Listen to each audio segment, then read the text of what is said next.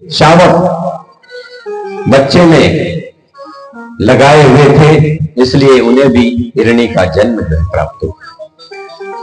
जैसे ही हिरण बने तो भरत जी को याद आया कि मैंने भगवान की पूजा छोड़कर, भगवान के नाम को छोड़कर और इस हिरणी के बच्चे के पालने में मैंने मोह लगाया, इसलिए मुझे हिरण का ये जन्म प्राप्त हुआ।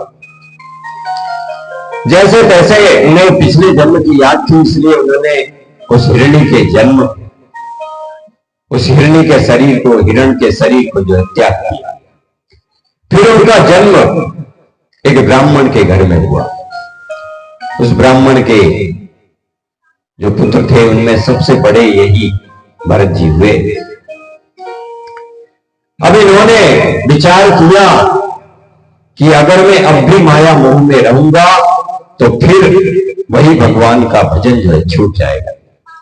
इसलिए उन्होंने घर को त्याग दिया और त्याग कर जो है ऐसे ही अवधूत के रूप में रहने लगे, पागल के जैसे रहने लगे।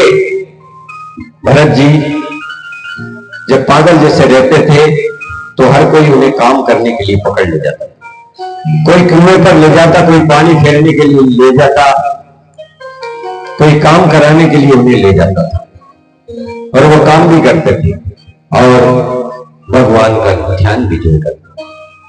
एक दिन एक राजा रहुगण पालकी में बैठकर जा रहा था तो एक सेवक उसका कम था। जब एक आदमी कम था तो भरत जी को पकड़कर उस पालकी में जो है लगा लिया। भरत जी हट्टे कट्टे थे, पालकी तो कभी उन्हें ढोई नहीं, परंतु ऊंचे नीचे पैर जो है पड़ते तो रहुगण ने उन्हें अपशब्द कहा कि तुम्हें चलना नहीं आता, तुमने देखा नहीं कि मैं राजा हूं रहुगण। तब जड़ भरत ने कहा कि ये शरीर है, आज तुम राजा हो कल मैं भी राजा हो सकता हूं, इसलिए ऐसा अभिमान इस शरीर के लिए नहीं करना चाहिए। आज हमारे पास धन है, संपत्ति है, पद है, प्रतिष्ठा है, तो इसका मतलब यह नहीं कि दूसरे मनुष्य का अपमान करें, उसको निर्धन का हम अपमान करें, ऐसा हमें नहीं करना चाहिए। क्योंकि ये शरीर है, ये शरीर कभी भी नष्ट हो सकता है और समय सबका जो है बदलता है। इसलिए राजा रहुगण इस शरीर पर अभिमान जो है मत करो। ऐसे रहुगण ने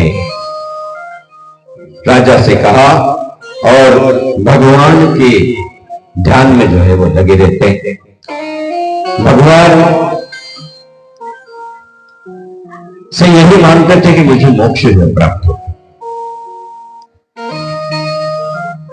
तो यही विचार कर और भगवान से जो प्रार्थना करते हैं कि प्रभु मैंने तीसरा जन्म मेरा यह है, पहला जन्म भरत का हुआ था, दूसरा जन्म हिरण का हुआ, अब ये तीसरा जन्म है, यह भी मनुष्य का और ब्राह्मण के घर मुझे प्राप्त हुआ, इसलिए आप मुझे इससे मुक्ति जो है दे देना कि पुनः मेरा जन्म न हो।